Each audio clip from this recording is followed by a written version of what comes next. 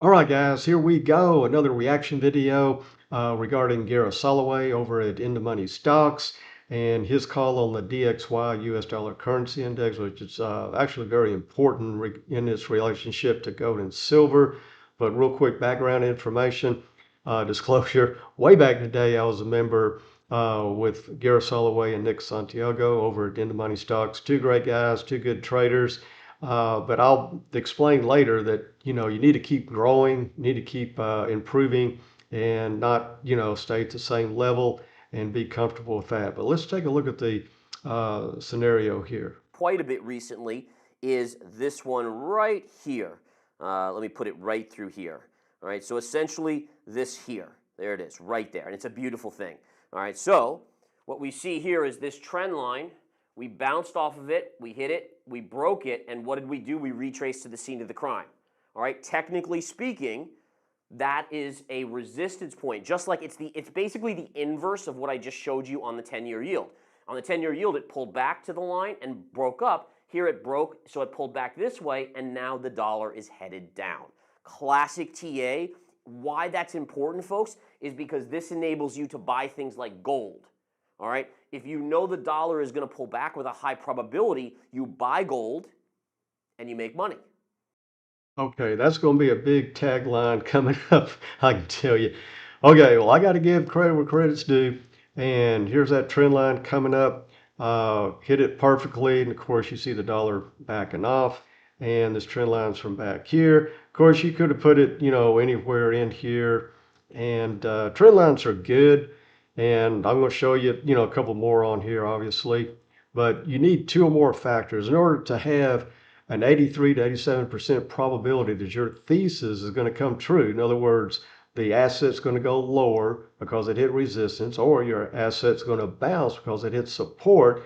You need at least two or more reasons, two or more factors, two or more pieces of data to help improve your, odds of being correct and, not losing out. But anyway, now this is our blue arrow from yesterday that we put it on, this candle and was telling our members, Patreon members, that we're going to be pulling back. And here's our two, actually more than that, several factors of why it pulled back. That one trend line is good, but this is a lot more important. First of all, we have this sideways price consolidation zone here that held support pretty good length of time and then dump obviously to the bottom. That's number one. Number two, we had our strong time count here, and then we had the 50-day simple moving average. We did barely close over it, but when you do not get follow through,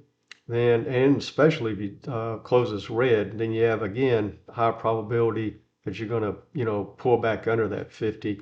And let me take that off, clean this thing up, and then also finally you had a measured move that our Patreons know about. It's just a calculation that we use that has, quite frankly, a 90% success rate, and I can show you that in another video. So that's the story on the dollar. Now, why is the dollar hanging out right now and is not continuing lower? Well, you have a pretty good low pivot here, bounce, low pivot there, bounce, and then if you extend it over, we basically have this whole zone over here that was resistance for quite a while. Okay, hit several times and then came back up, hit here, hit there. So this line right here, about 102, is very significant. Okay, now if we start trading, well, we already traded under it. If we start closing, which we're under it right now, but if we start closing candles there, this is where we'll come down to. I'll just go ahead and give it to you. We'll come down to 101 even to 101.17. There, I have a 90% probability of a measured move that our Patreon members know about that will bounce off of. And then also, he was drawing that line through here, that trend line. I'll show you something else. Yeah, classical technical analysis, once you break, uh, the price will come back up, but not, see, it's going on a month that price came down here, consolidated, and came back up. What's more important is this trend line right here, this white trend line. Let me go and show you that little secret. Actually, this goes back to December of 2016, okay? And we had a high pivot there, March 2020, came through here, came into it. Now this green dash line, you talk about two factors. This green dash line is also a measured move that our Patreon members know how to calculate. And held. We came down, wicked down and hit that long-term trend line, this white one here. But as you can see, once we got under it, that's how important this is. The powers that be rallied this thing back up. And of course, we're sitting where we are right now.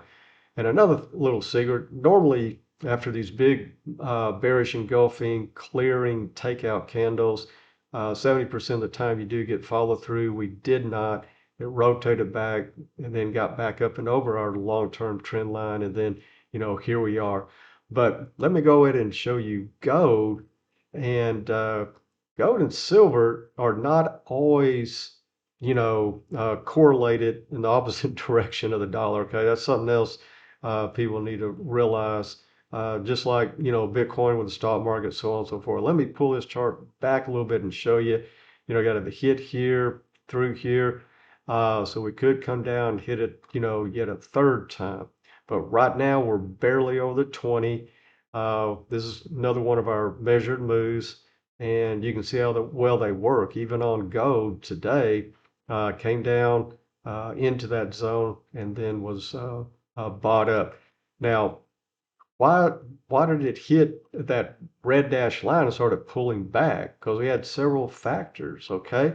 Number one, everything you need to know about the chart is over on the left-hand side. Number one, high pivot here, resistance, all this zone here, sideways consolidation, resistance at that line, resistance at that line. Yeah, you popped through, but you couldn't get through that descending 20 simple day moving average. Okay. So right now, technically gold is like 50-50. The dollar's coming into, a little bit of support. Gold is hitting this, high resistance area. And what we need is at least close, before the weekend and, where we are now, hopefully higher in order to get above the 20 and close up and over. We want that candle up and over. Let me pull this in so you actually see something over this previous candle. Okay. And then we could possibly, do some sideways consolidation or what they call jump the creek and get over that extended line of, real tough resistance, previous resistance, okay, into next week. But a lot of that again is contingent, on the dollar and then how they're going to, figure the go play out, the institutions over the weekend. But guys, I appreciate you watching. Check us out on Twitter. Check out our Patreon members group, and we'll get you, schooled up. And that's what I was talking about. I was a member there, learned everything they had to teach, but went to the next level. I mean, you can have 20, 25 years of experience, but if that 20, 25 years is the same first year that you got into this business, trading, investing, or whatever, and you're using the same tools, the same skills in any industry, in any occupation, career, if you're still back, 20, 25 years ago using those same, skills, you're pretty far behind, the curve, and you need to be improving, learning, educating yourself, always looking for, a better way to beat Wall Street. And with that, thanks again. We'll see you on the charts.